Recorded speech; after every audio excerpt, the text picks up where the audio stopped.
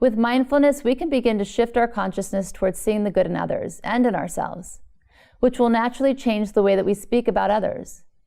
When we engage in evil speech, we put a shell around our soul, and the light that we draw as a result of our spiritual work cannot enter.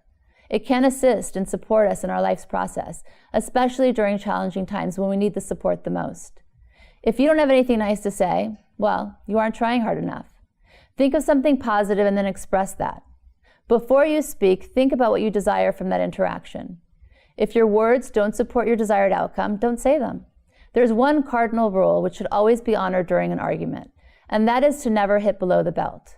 There are just some things you never say, like, "You're acting like your mother and I hate her."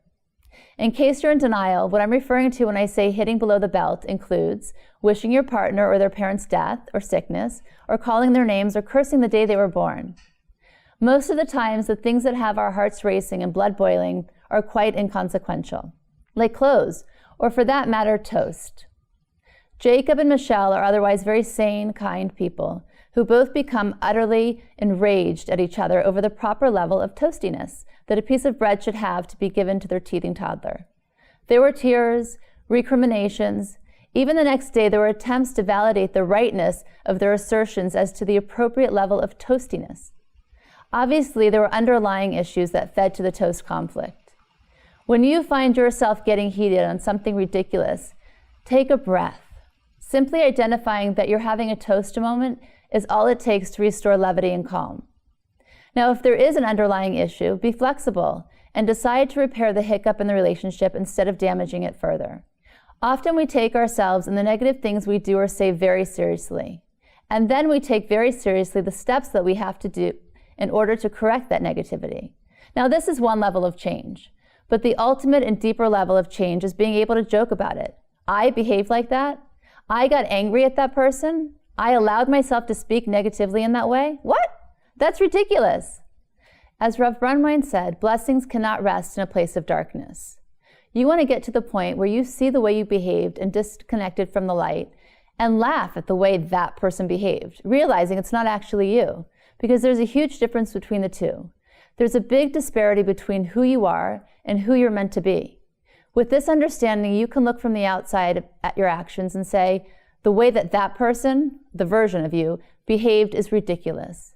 If you assess your day and look back and see that you shouldn't have done certain things, like yell at your spouse, lash out at somebody at work, or get offended, you can choose to make a change instead of beating yourself up about it.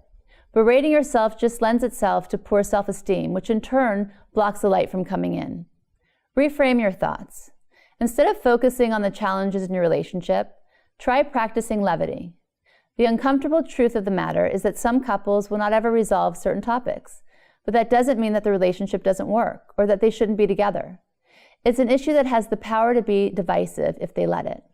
There's always a choice to instead have a good laugh and draw closer together. There was a couple that I met where the wife had a real problem with her husband leaving a trail of scrubs on the floor from the shower every time he arrived from work. It really bothered her. One day, instead of getting angry, she stood at the top of the stairs and kicked his scrub pants down the stairs where it landed in front of him while he was watching television. She called down, "Just be glad you weren't wearing them." They both lost it, laughing hysterically. Be likable. Be a friend. Happy relationships rely far more on how much fun you have as a couple, rather than successful conflict resolution. We've all been in these situations where we feel like we're on the verge. Something's got to give. And in fact, something does have to give. But we get to choose which way it goes. We can snap, be reactive, lash out, sulk, or blame people for our situation. Or we can have some fun. As Mark Twain said, against the assault of laughter, nothing can stand. Levity gets us out of our heads and our egos and allows us to bring about real change in our relationships and in our lives.